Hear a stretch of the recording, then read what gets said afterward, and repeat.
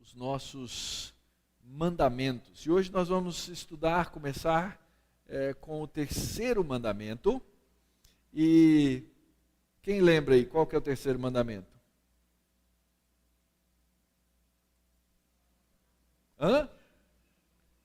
Como, gente? Vocês têm vergonha de falar? Fala para mim. Vocês têm um problema? Você vai falar alto. Não tomarás o nome do Senhor teu Deus em vão. Esse é o terceiro mandamento. E certamente você já ouviu falar desse terceiro mandamento com a seguinte ideia. Olha, cuidado quando você fala o nome de Deus. Cuidado quando você pronuncia o nome de Deus. Cuidado se você estiver conversando com uma pessoa e você falar assim, ai meu Deus, porque isso é tomar o nome de Deus em vão. E vai por aí. Esse mandamento, na nossa mente, na nossa cultura, ele está ligado, ele está vinculado ao ato de pronunciar ou de falar o nome de Deus. Ora, na cultura judaica, eles tinham tanto medo de tomar o nome de Deus em vão, que eles eles não pronunciavam. E quando eles escreviam o nome de Deus, eles não colocavam aquilo que depois ficou conhecido como os sinais maçoréticos, a vocalização do texto, porque eles não queriam pronunciar esse nome de Deus. E isso se tornou uma tradição tão forte, tão específica, que na nossa Bíblia, na sua Bíblia aí, quando você abrir, você vai ler o texto lá e aparece Senhor em letras maiúsculas ou em caixa alta. Ou a gente chama de versalete. Quando aparece o nome Senhor em versalete, é o nome de Deus que os nossos editores, aqui e em várias outras traduções ao redor do mundo, não quiseram também escrever o nome de Deus, então ficou a palavra Senhor. O exemplo está aí no próprio texto. Não tomarás o nome do... Mas o que está escrito na língua hebraica, no original, não tomarás o nome de Yahvé, não tomarás o nome de Jeová teu Deus em vão, porque Jeová não terá por inocente o que tomar o seu nome em vão. E o que eu vou mostrar para vocês agora, que esse mandamento está muito mais ligado à moda do que à fala. O texto aqui não está falando de pronúncia. O texto aqui não está falando de vocalizar o nome de Deus. O que significa o verbo tomar? Ou o texto deveria ser assim: não pronunciarás o nome do Senhor teu Deus em vão, porque o Senhor não terá por inocente aquele que pronunciar o seu nome em vão. Mas o texto não fala isso. E nós então precisamos entender, dentro do contexto, o que é que Deus quer nos ensinar, o que é que nós devemos aprender quando lemos o terceiro mandamento. Rapidamente, nós vimos ontem que Deus é um Deus que é único, nosso Deus é um Deus exclusivo, nosso Deus é singular, e nós vimos então que no primeiro mandamento, Deus quer que nós creiamos, reconheçamos a sua exclusividade em todas as coisas. A sua exclusividade para a salvação, a sua exclusividade na eleição, a sua exclusividade para a adoração no culto, a confiança, a invocação, as nossas ações de graças. Todas as coisas na nossa vida precisam ser voltadas para esse Deus poderoso, soberano. Deus quer o nosso coração e o nosso foco relacional voltado para Ele e para as coisas que pertencem ao reino dEle. Então, nós precisamos aprender a respeito dessas coisas e nós devemos praticar, ou seja, colocar na nossa vida em ação essa confiança nesse Deus. E eu usei para vocês ontem, com vocês ontem, essa figura, essa metanarrativa bíblica dos 10 mandamentos como um contrato de casamento. O povo de Deus vai se tornar propriedade exclusiva, pessoal de Deus, intransferível, inalienável, só dele é a maneira que o noivo olha para a noiva. E a Bíblia então vai desenvolver essa narrativa desse Deus soberano, bondoso, poderoso, cheio de amor, cheio de graça, tratando e cuidando dessa noiva, para chegar lá no fim da história e apresentar essa noiva para ele mesmo como uma noiva sem mancha, sem ruga e sem mácula. Então, a própria Escritura, o próprio livro do Apocalipse termina com o casamento sendo celebrado. As chamadas bodas do Cordeiro, no livro de Apocalipse, são a conclusão, a consumação dessa proposta e desse contrato de casamento que foi feito, que foi escrito pelo próprio Deus em Êxodo, no capítulo 19. Então, o primeiro mandamento é a respeito da exclusividade do noivo.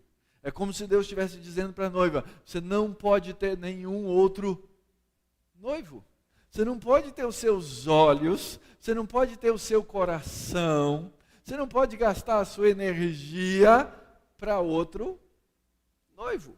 Eu sou exclusivo, eu sou único. Eu sou o único para quem você, minha noiva, deve ter os seus olhos voltados. Então essa é a ideia, esse é o conceito do primeiro mandamento.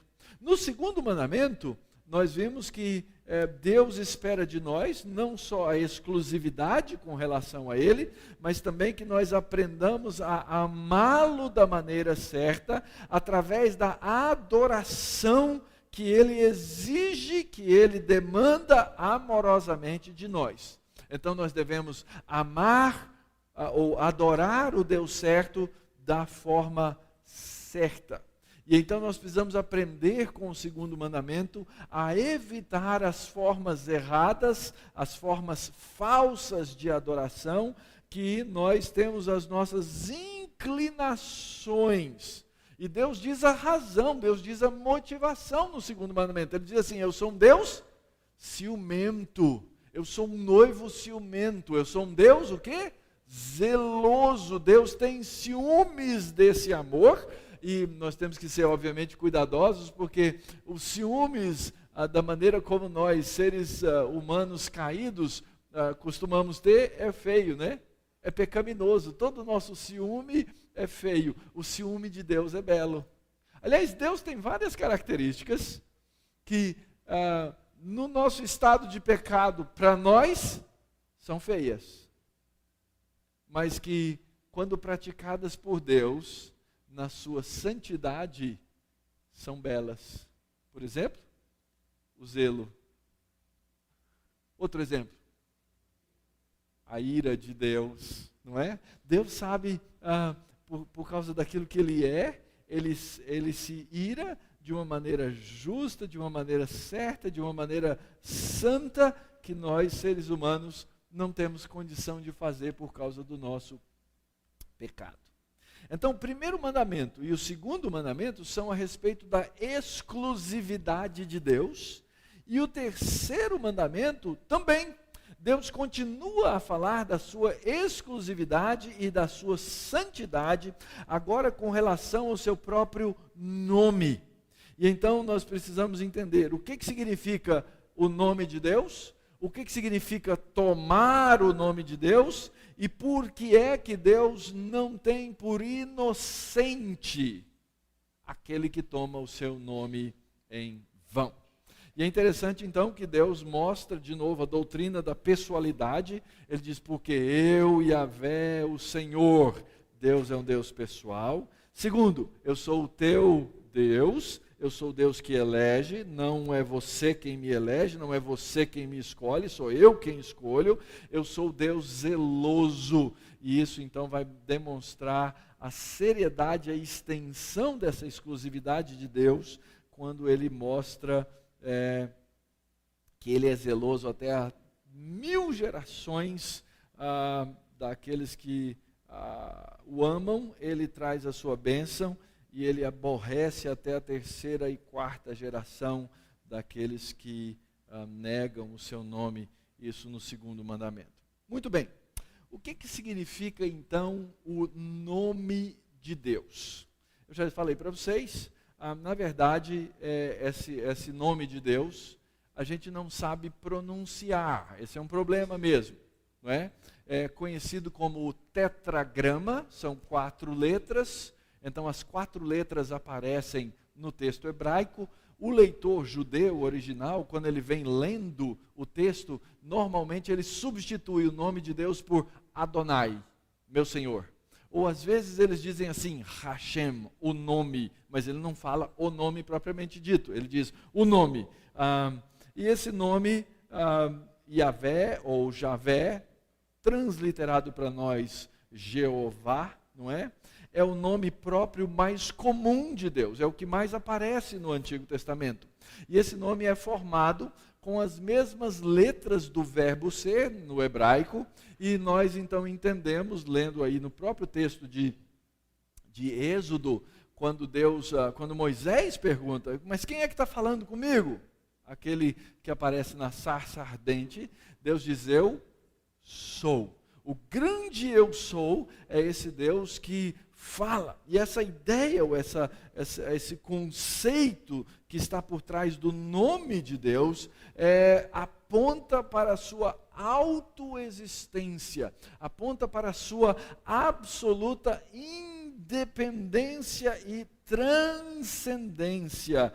E os judeus, então, tinham tanta reverência com relação a esse nome que eles tinham medo de pronunciar o nome de Deus, e ao pronunciar o nome de Deus, incorrer em pecado. Esse conceito para nós é estranho, porque a gente usa o substantivo de maneira genérica, Deus, e esse substantivo serve para qualquer Deus. Todo Deus é um substantivo comum, e a gente não usa o nome pessoal de Deus. Ora, a Escritura, o hebraico, ele tem também um nome genérico, comum, que é usado para a divindade em geral, que é o nome Elohim. O nome Elohim, ele é usado para Deus, especificamente, em vários textos do Antigo Testamento, e é usado também como o mesmo nome para outras divindades que aparecem nos povos vizinhos do Antigo Oriente Próximo. Mas o fato é que naquelas culturas, nomes estavam relacionados a determinadas coisas. Às vezes estavam relacionados a lugar onde uma pessoa nasceu, não é? Às vezes estava relacionado à expectativa dos pais. Os pais esperavam que Deus fosse fazer alguma coisa com a vida daquela criança, né? Por exemplo, o rei Josias significa Jeová apoia, não é? Ou o nome Daniel, Deus é meu juiz. Ou, por exemplo, o nome Salomão, ele é pacífico. Ou Emanuel, Deus é conosco. E assim, então, nós vemos que os nomes eles eram relacionados diretamente à pessoa. Mas Deus se dá a conhecer por um nome pessoal. E isso é importante, gente. Por que isso é importante? Porque eu não falo com uma energia cósmica. Tem religiões que fazem isso. Se for conversar com um espírita, por exemplo, e ele disser, eu vou fazer agora uma oração a Deus, em geral, ele não quer dizer o Deus da Bíblia. Ele quer dizer que ele está conversando com essa energia cósmica que forma todas as coisas, que forma todas as pessoas e assim por diante. Você pode ouvir alguém falar isso e até ficar confuso. Não, peraí, essa pessoa ora a Deus. Ora, na Escritura, Deus tem nome, eu posso conversar com Ele, eu posso falar com Ele, eu posso chamar a atenção dEle e eu posso receber uma resposta dEle. Então, esse Deus que se deu a conhecer, Ele é singular, vivo, poderoso, exclusivo, e qualquer outro Deus que se apresente é um Deus falso e não corresponde à realidade do Deus vivo e verdadeiro, porque esse Deus se chama Yahvé, ou Javé, ou Jeová. De fato, nós não sabemos pronunciar. E você sabe, você já ouviu cânticos ou já estudou em livros, que Deus se apresenta na Escritura com vários nomes, não é? Eu já citei aqui Adonai, meu Senhor. Adonai, meu Senhor, significa aquele que é dono, aquele que tem domínio. Ele é utilizado muitas vezes trocando, né, intercambiado com o nome Jeová, e significa essa soberania, esse poder divino, não é? Tem o salmo que diz: disse o Senhor ao meu Senhor, disse Adonai a Jeová, é isso que está escrito lá no texto, e na nossa tradução fica estranho, né? Disse o Senhor ao meu Senhor. Parece que não faz tanto sentido, mas você precisa entender que uma das nuances do nome é exatamente essa, da soberania, do domínio de Deus sobre todas as coisas, porque Ele possui todas as coisas. Ou, por exemplo, o nome El Shaddai, o Deus, El, né, o substantivo genérico, que é aquele que pode todas as coisas, ou Deus Todo-Poderoso. E aí tem El Elohim, El Elyon, aquele que é o primeiro, o principal, o Todo-Poderoso. Então, o nome de Deus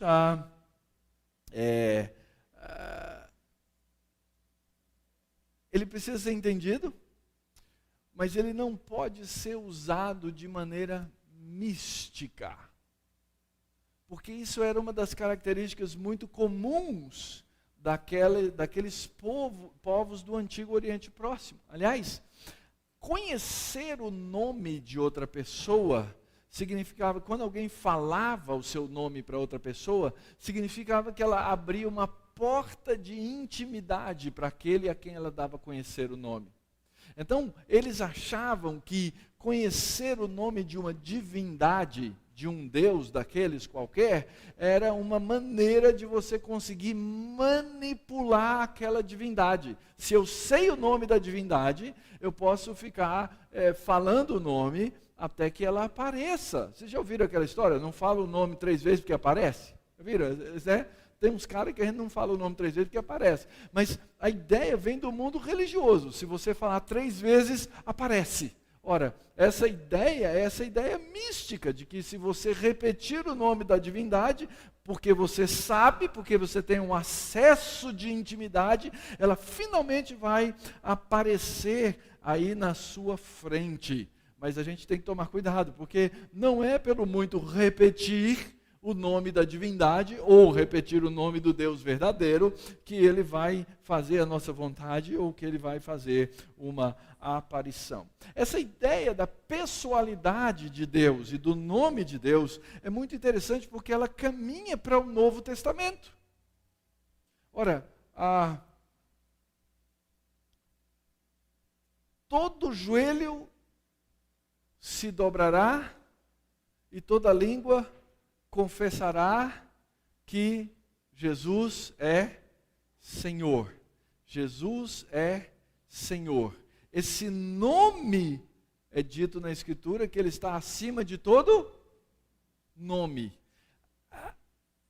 Esse é um aspecto cultural importante que a gente precisa entender e que às vezes a gente falha na nossa cultura em compreender. Mas existem exemplos. Por exemplo, na escola Charles Spurgeon, obviamente a pessoa mais importante é o senhor da escola, não é? Quem é o senhor da escola Charles Spurgeon?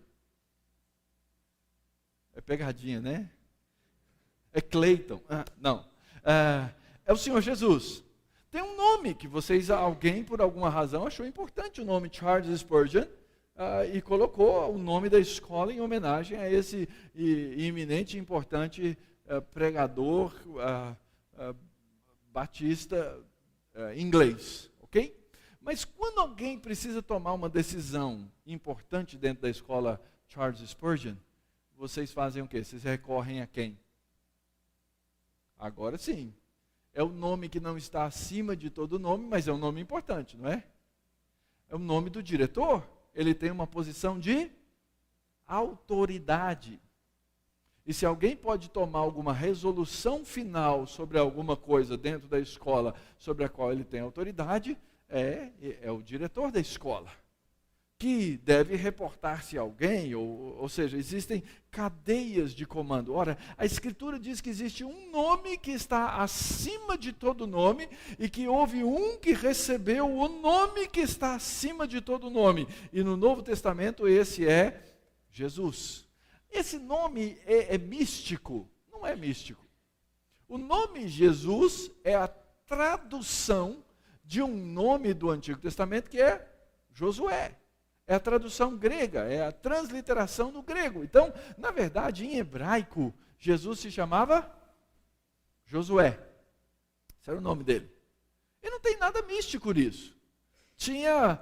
Toda a família devia ter um Josuézinho lá. Toda mãe queria ter um filho chamado, quem sabe, Josué, porque esse nome envolve a raiz do verbo salvar e significa Jeová salva. Porque a ideia básica era essa mesmo. Deus quis, entre aspas, confundir o nome de Jesus com a salvação e com o Salvador que ele sempre quis trazer para nós. Ora, esse Jesus recebe esse nome porque ele vem como Salvador, e o nome que ele recebe acima de todo nome é o nome Kyrios, Senhor. E esse nome é o nome que, por exemplo, a Septuaginta, que é a tradução grega do Antigo Testamento, usa para o nome de Deus, o Senhor.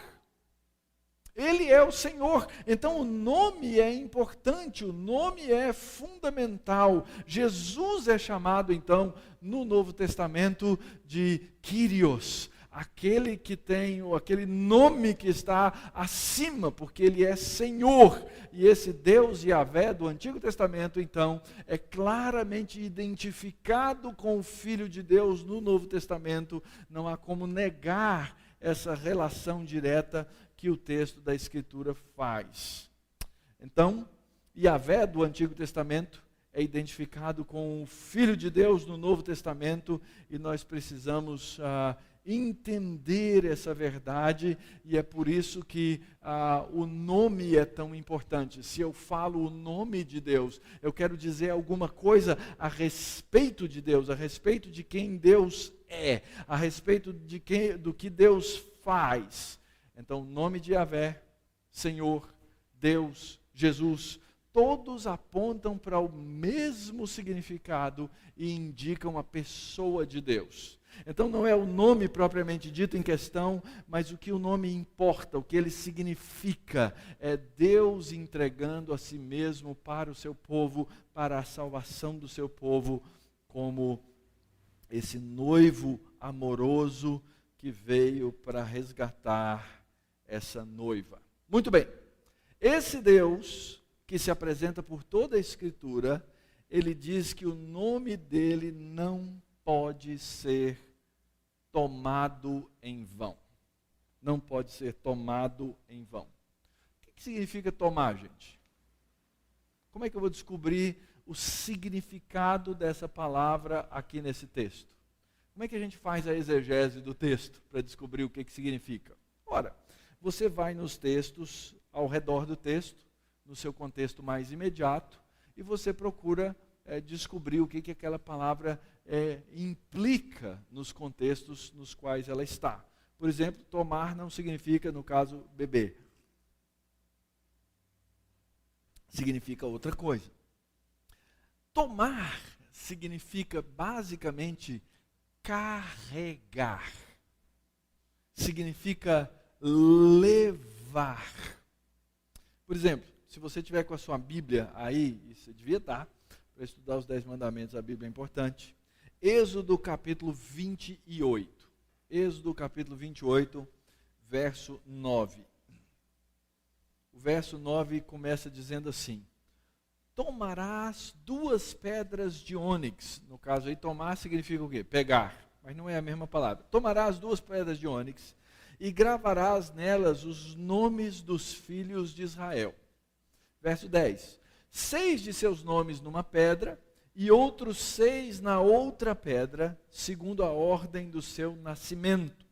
E porás as 2 pedras nas ombreiras da estola sacerdotal, por pedras de memória aos filhos de Israel. E Arão levará os seus nomes sobre ambos os seus ombros, para memória diante do Senhor. Então você vai ter que imaginar aqui a roupa de Arão, o sumo sacerdote. Ele ia ter uma estola, uma beca, não é? E em cima de cada ombro, uma pedra de ônix, uma pedra preta, não é? Ônix é uma pedra negra. E 6 nomes das tribos numa pedra, outros 6 nomes das outras tribos na outra pedra. O texto diz que o sacerdote, então, ele se apresentava diante de Iavé, e ele fazia o quê? Ele levava esses nomes à memória de Jeová. Então, o nome das tribos de Israel era levado e trazido à memória diante de Deus. Mesmo capítulo, verso 15. Farás também o peitoral do juízo de obra esmerada. O que é um peitoral? É uma parte da roupa que fica aqui diante do peito, ok? Será feito chamado o quê? Peitoral do juízo. Era uma obra esmerada, era uma obra que devia ser refinadamente bem feita. Conforme a obra da estola sacerdotal, o farás de ouro e de estofo azul, e púrpura e carmesim, e linho fino retorcido o farás. Quadrado e duplo será de 1 palmo a sua largura, e colocará neles engaste de pedras com 4 ordens de pedras. E aí ele vai citar cada pedra, e no final das contas isso vai ter 12 pedras. Em cima de cada uma dessas pedras, verso 21, olha aí no seu texto. As pedras serão conforme os nomes dos filhos de Israel, 12 segundo seus nomes. Serão esculpidas com sinetes, cada uma com o seu nome, para as 12 tribos de Israel. Então olha aqui para mim. O sacerdote tinha uma pedra em cada ombro, com 6 nomes em cada uma, e ele carregava um peitoral. Nesse peitoral havia engastes de pedras, eram 12 pedras. Em cada uma dessas pedras, diferentes umas das outras, ele carregava o nome de cada uma das tribos de Israel. Ora, o sacerdote só usava essa roupa quando ele ia se apresentar pessoalmente, representando as 12 tribos de Israel diante de quem? Diante de Jeová. Então ele carregava, ele tomava, essa expressão, o nome de Israel, e ao tomar o nome de Israel, ele levava o nome de cada uma das tribos diante de Deus. Ele representava, essa é a função de um sacerdote. Ora, esse sacerdote não só levava ou tomava os filhos de Israel, ok? Verso 29, dá uma olhadinha aí. Assim Arão levará os nomes dos filhos de Israel no peitoral do juízo sobre o seu coração, quando entrar no santuário, para memória diante do Senhor continuamente. Só que o sacerdote não tinha só o peitoral e só as pedrinhas. Ele usava um chapéu também chamado de mitra. E essa mitra, verso 36, tinha algo bem interessante nela. Farás também uma lâmina de ouro puro, e nela gravarás a maneira de gravuras de sanetes. Kadosh le Yahvé, santidade ao Senhor. Atalaás, verso 37, como um cordão de estofo azul, de maneira que esteja na mitra, bem na frente da mitra estará, e estará sobre a testa de Arão, para que Arão leve a iniquidade concernente às coisas santas que os filhos de Israel consagrarem em todas as ofertas de suas coisas santas. Sempre estará sobre a testa de Arão, para que eles sejam aceitos perante o Senhor. Então, vamos somar. Por isso que eu falei lá no começo. Tem muito menos a ver com discurso e muito mais a ver com moda. Porque tem a ver com a roupa do sacerdote. Ele levava as tribos de Israel diante do Senhor para a memória do Senhor. Ele levava a plaquinha de ouro na mitra, dizendo santidade ao Senhor. Para quê? Para que o texto diz? Para que ele pudesse santificar a iniquidade. Ele levava a iniquidade do povo. Eles não sabiam ser santos diante do Senhor. E ele levava então sobre a testa as iniquidades. E isso significa que o sacerdote tomava o nome de Israel e levava o nome de Israel perante Deus. Ora, o que é que o sacerdote depois fazia? Ele pegava e dava ou impetrava sobre o povo aquilo que depois nós conhecemos ou viemos a conhecer como a bênção arônica, a bênção de Arão. Números, capítulo 6, versículo 27.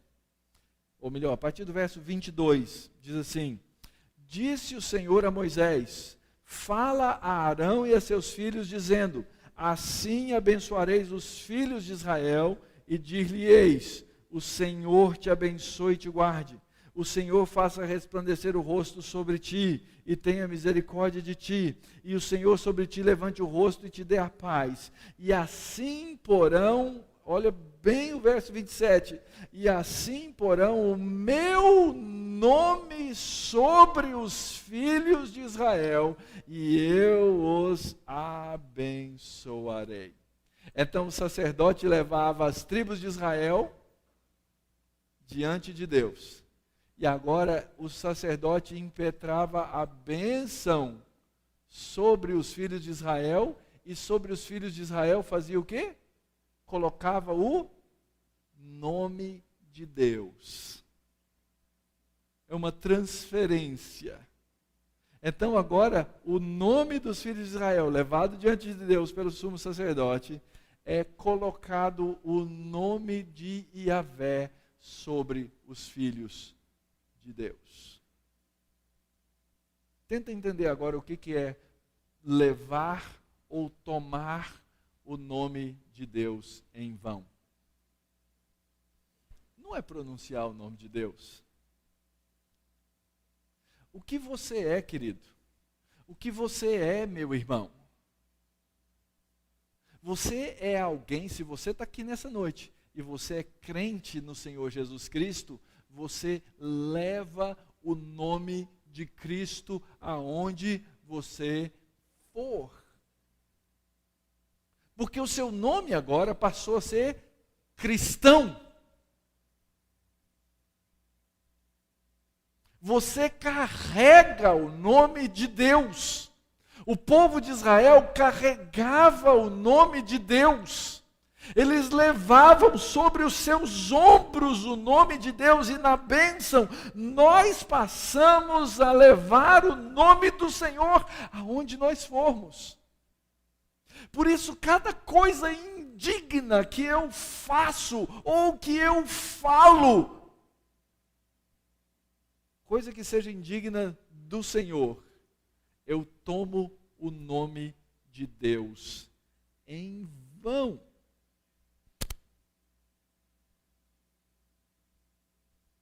Deus não nos proíbe de tomar o seu nome. Mas tomar o nome de Deus em vão significa tomar a pessoa de Deus para as coisas que são vazias, para coisas que não sejam condizentes com o caráter de Deus. Deus não proíbe-nos de tomar o seu nome, Deus proíbe-nos de tomar o seu nome em vão. De não corresponder à realidade daquilo que Ele é na nossa vida de santidade. Aliás, Deus convoca-nos a tomar o nome dEle. Mas tem que ser de uma maneira digna, em contraste com uma maneira indigna. Lembra-se do apóstolo Paulo, dizendo que nós devíamos andar de quê? Os filipenses deviam andar de modo digno do quê? Da vocação, do que foi o quê? Do chamado, porque nós somos chamados para representar a Deus. Você representa a Deus, nós representamos a Cristo. E nós podemos fazer isso de uma maneira nobre ou de uma maneira pobre. Nós podemos fazer isso de uma maneira santa ou de uma maneira ímpia. Porque nós carregamos, se nós somos crentes, nós carregamos o nome de Deus. Nós somos chamados para fazer isso de uma maneira intencional, não só casual. Não é aquela história assim, você é filho do fulano de tal, eu nem sabia. Não, exatamente o contrário. Eu sei quem você é, eu sei de quem você é filho, eu sei que nome você carrega, eu sei que nome você leva. As pessoas têm que saber disso. Nós fomos chamados para tomar o nome de Deus como a vocação da nossa vida, não como uma coisa sem compromisso, banal, largada.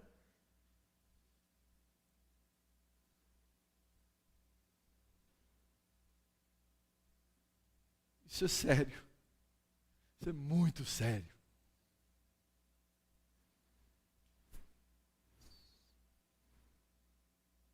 O ser humano, ele foi criado à imagem e semelhança de Deus. E nós sabemos que na queda, o homem disse, eu não estou nem aí para essa imagem e semelhança. Eu não me importo com Deus. Eu não me importo com a verdade dele. Eu não me importo com o que ele falou. Eu não me importo com o que ele mandou. Isso foi a queda. Mas nós, seres humanos caídos, fomos chamados por Cristo para ter a restauração dessa imagem. Para ser a restauração, a visibilidade dessa imagem restaurada.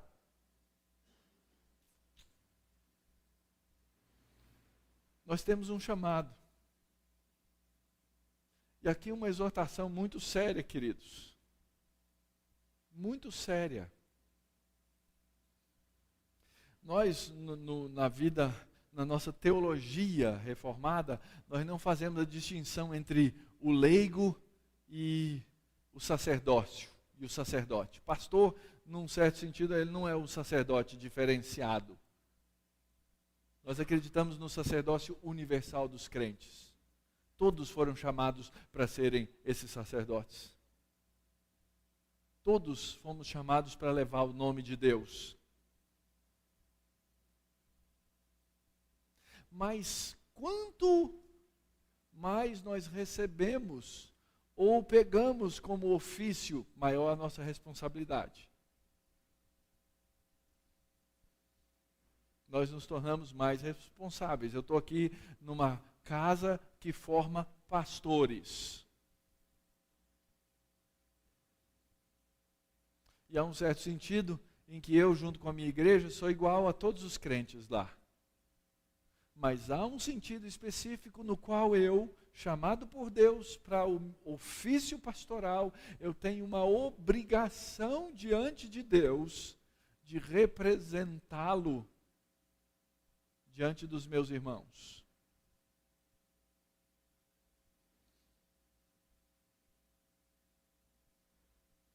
Isso é sério. Você que quer ensinar, lembra de Tiago capítulo 3? Não queiram muitos de vós vos tornar mestres. Por quê? Sabendo que sobre vós haverá maior juízo. Tiago, capítulo 3, versículo 1. Devia ser o versículo lema de todo professor no seminário e na igreja. Com ênfase na segunda parte, sabendo que sobre vós haverá maior juízo. Cuidado com o que você ensina.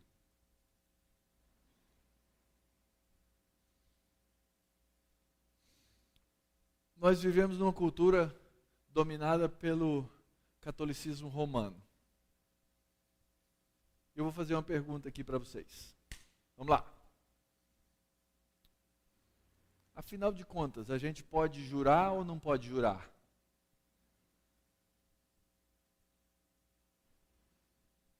Hã? Pode jurar ou não pode jurar, gente?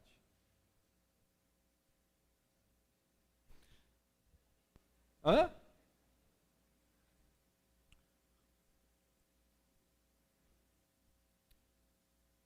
A Escritura permite que nós juremos ou não? Vocês têm que resolver aí. Eu vou pelo voto da maioria, vai. Hã? Vamos lá. Vocês não chegam à conclusão? A Escritura só permite um tipo de juramento. E o único tipo de juramento que a Escritura permite é o juramento em nome de Deus. E a nossa cultura ensina exatamente o contrário, não é? Ó, você pode jurar, mas não jura em nome de Deus não, porque aí o negócio fica feio para o seu lado. Gente, está escrito, Deuteronômio capítulo 6, versículo 13.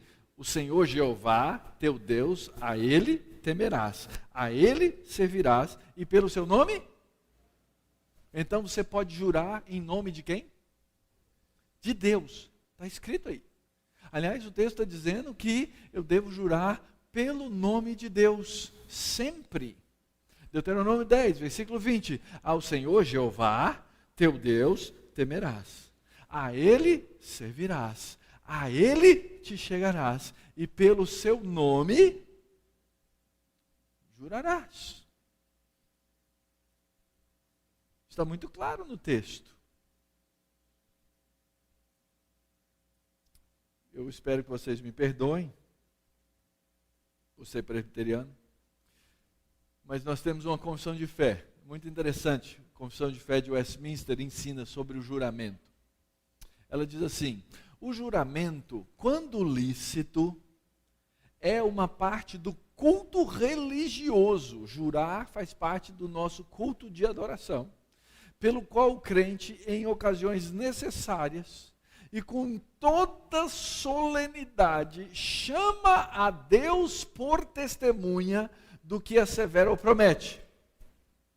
Pelo juramento, ele invoca a Deus para julgá-lo segundo a verdade ou a falsidade daquilo que ele jura. Parte 2. O único nome pelo qual se deve jurar é o nome de Deus. Nome que se pronunciará com todo santo temor e reverência. Jurar, pois, falsa ou temerariamente por este glorioso e tremendo nome, ou jurar por qualquer outra coisa, é pecaminoso e abominável. Contudo, como em assuntos de gravidade e importância, o juramento é autorizado pela palavra de Deus, tanto sob o Novo Testamento como sob o Velho. O juramento, sendo exigido pela autoridade legal, deve ser prestado com referência a tais assuntos. E aí talvez você vai perguntar assim: mas e o que Jesus falou lá no Novo Testamento, pastor? Como é que fica? Jesus falou assim, Mateus capítulo 5, no meio do Sermão do Monte. Ele está citando o texto do Antigo Testamento. Também ouviste o que foi dito aos antigos: não jurarás falso, mas cumprirás rigorosamente para com o Senhor os teus juramentos. Eu, porém, vos digo, de modo algum jureis, nem pelo céu, por ser o trono de Deus, nem pela terra, por ser o estrado dos seus pés, nem por Jerusalém, por ser a cidade do grande rei, nem jures pela tua cabeça, porque não podes tornar um cabelo branco ou preto, seja porém a tua palavra sim, sim, não, não, o que disto passar é do maligno. E aí, como é que a gente faz agora? A gente tem que optar pelo Antigo Testamento ou pelo Novo? E agora? Vocês que são os teólogos me respondam. Como é que a gente faz? Lá no livro de Deuteronômio diz, pelo nome de Deus jurarás. Mas, querido, você precisa fazer a exegese do texto, de todo o texto da Bíblia. Nós precisamos ter uma boa teologia bíblica. O que Jesus diz aqui nesse texto de Mateus 5? Ele diz assim, olha, não jura de modo nenhum pelo céu, pela terra, por Jerusalém, ou pela sua cabeça, ou pela sua sogra, ou pela... Não. O que Jesus está dizendo aqui? Que aquilo que os judeus começaram a fazer era exatamente não jurar pelo nome de Deus. Eles juravam pelo céu. Eu juro pelo céu. Juro pela minha mãezinha. Juro pelo fulano de tal. Juro pelo governador do estado. Juro em nome da minha sogra. Juro por Jerusalém. Juro. Jesus falou, para com essa palhaçada. Porque a Bíblia não ensina isso. A Bíblia diz o quê? Você jura em nome de Deus. Por isso é que a sua palavra tem que ser sim, sim e não, não. Porque se você jurar em nome de Deus, e a sua palavra não for séria, verdadeira, for falsidade, você vai receber o quê? Você vai receber o juízo de Deus. Então não seja besta. Porque o Senhor não terá por inocente aquele que carrega o seu nome e faz o que não deve.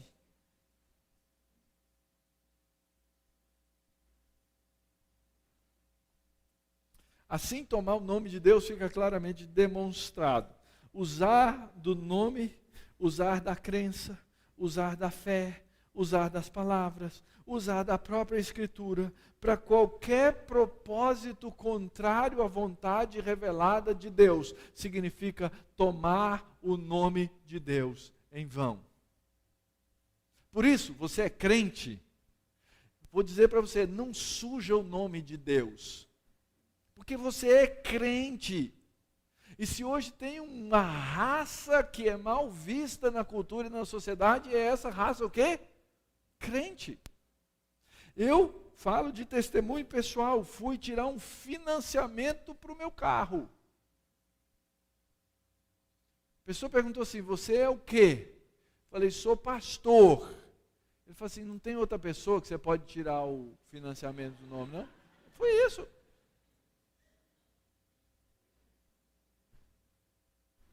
Porque ser pastor passou a ser sinônimo de quê? Safado, salafrário, falastrão, todas essas coisas. E por que isso se tornou notório? Porque nossos pastores são homens santos e são perseguidos por isso. Mentira! Porque são safados, salafrários, dão cheque sem fundo, envergonham o nome de Cristo por causa de igreja, por causa de X. É uma vergonha. É uma vergonha. Por isso, querido, se você está com o nome sujo, você usa o nome de Deus, e você tem o nome de Deus, você envergonha o nome dele. A gente não faz assim com os nossos filhos? Eu me lembro quando os meus filhos eram pequenos.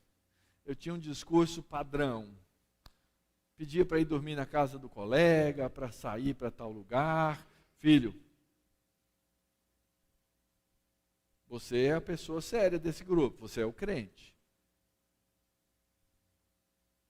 Você tem que ser exemplo para os outros, e não o contrário. E muitas vezes a gente faz isso como pais, porque a gente tem vergonha de que os nossos filhos levem o nosso nome lá fora à lama, né? Uma vez minha filha estava de castigo e ela tinha aprontado alguma coisa feia. não lembro exatamente o que era. Nós temos na família, né, aquelas coisas que a gente lembra sempre. E ela estava de castigo, chegou no fim do ano, tinha o recital de piano na igreja, ela foi tocar no recital de piano lá e tal. E aí nós saímos várias famílias com as meninas da idade dela para uma pizzaria, comemos e lá para as tantas se formou a gangue, né? E elas resolveram que iam dormir na casa de uma delas. E aí perguntaram para minha filha, você vai? Estou de castigo. Aí veio aquele grupinho lá no meu lugar da mesa, logicamente, pastor, aquelas vozinhas angelicais, né, de 9, 10 anos de idade, assim, aquela coisa, deixa. E eu dei a resposta errada, eu falei assim, vou pensar. Quando o pai fala vou pensar, é porque já foi, né? Já foi, eu vou pensar. Eu não devia ter falado não, mas eu falei, vou pensar, pronto, estragou todo o negócio. E aí, então, foi chegando a hora do fim e tal, e eu chamei minha filha no canto, falei, filha, papai vai deixar você ir. Mas você precisa lembrar. E comecei o discurso que ela já tinha ouvido 300 vezes. Ela vira para mim e fala assim, pai, fica frio. Quando eu estou fora de casa, eu sou educada. Porque ela carrega meu nome. Quando ela carrega meu nome, eu quero que ela carregue com educação. Provavelmente ela não falou a verdade, nem para mim, nem lá fora, mas tudo bem. O fato é que nós carregamos o nome do nosso Pai. E nós, como cristãos, temos que ser cuidadosos para não tomar o nome desse que é o nosso Deus bondoso, gracioso, cheio de misericórdia, em vão, para ganho próprio. E a gente tem que lidar com isso dentro da igreja. Chega o indivíduo, eu sou crente. Na confiança, então, você me empresta um dinheiro. Na confiança, você faz tal coisa. E nós fazemos essas coisas porque o outro é crente. E assim o nome de Deus é tomado em vão para o nosso proveito próprio. Assim, queridos, que o nome de Deus seja, primeiro, objeto da nossa crença clara e objetiva da maneira como a Escritura nos ensina. Nós não podemos pensar em Deus e no nome de Deus de maneira pervertida, de maneira distorcida. Ele é o Senhor, Ele é o Santo, e eu preciso acreditar em Deus na maneira como Ele se revela, não de maneira diferente. Segundo, que o nome de Deus seja santificado por nossas palavras, seja santificado por nossas atitudes, como ensinado na oração do Senhor, em Mateus capítulo 3, santificado seja o teu nome, que eu possa agir de tal maneira, que eu possa falar de tal maneira, que o nome do Senhor que eu carrego seja mostrado na sua santidade para as outras pessoas. Que o nome dele seja invocado em oração, de maneira bíblica, de maneira correta, de maneira verdadeira. Que o nome dele seja proclamado de maneira objetiva, de maneira bíblica, através da nossa evangelização, através da nossa pregação, através do nosso testemunho, que a nossa vida que carrega o nome de Deus, proclame o nome de Deus. Que o nome de Deus seja digno de sofrermos por ele. Ah, pastor, não dá para tirar essa parte, não? Afinal de contas, essa é a parte que a gente não gosta. Sofrer por alguma coisa. Ao contrário, que o nome de Deus não seja alvo de blasfêmia, não seja utilizado por nós para amaldiçoar as outras pessoas. Eu queria ter mais tempo aqui para lembrar com vocês a história de Abraão. Lembram de Abraão? Ele foi chamado para quê? Para ser bênção. Todo mundo diante de quem Abraão pecou, ele amaldiçoou. Lembram disso? Faraó, Abimeleque, Agar. Se você foi chamado para ser bênção, e você age ao contrário, você amaldiçoa, porque você carrega o nome de Deus. Que o nome de Deus não seja utilizado em linguagem suja, desagradável. Que ele não seja utilizado em declarações inconsequentes. E isso é o que a gente vê, eu já testemunhei isso. Uma mulher doente morrendo com câncer. Chegou lá o pastor e declarou ela curada. E o mesmo bicho, na mesma cara de pau, no outro dia fez o funeral da mulher. Isso é ser sem vergonha, isso é ser inconsequente, isso é usar o nome de Deus em vão. Que o nome de Deus não seja utilizado em adoração que não procede do coração. Era o problema do povo de Israel. Lembra lá? Esse povo me louva com os lábios, mas o coração está longe. Que o nome de Deus não seja professado de uma maneira incoerente, com as pessoas vivendo de uma forma de vida que não honre o nome de Deus. E que o nome de Deus não seja utilizado de forma supersticiosa e mística, diferente da forma verdadeira e objetiva que é apresentado na palavra de Deus. Sabe por quê? Porque o Senhor não terá por inocente aquele que tomar o seu nome em vão. Então não negue o poder de Deus, não negue El Shaddai, não negue aquele que é o Deus da providência, não negue aquele que é o Deus que cuida, não negue aquele que é o Deus da nossa luta, porque isso tem consequências, porque ele não terá por inocente.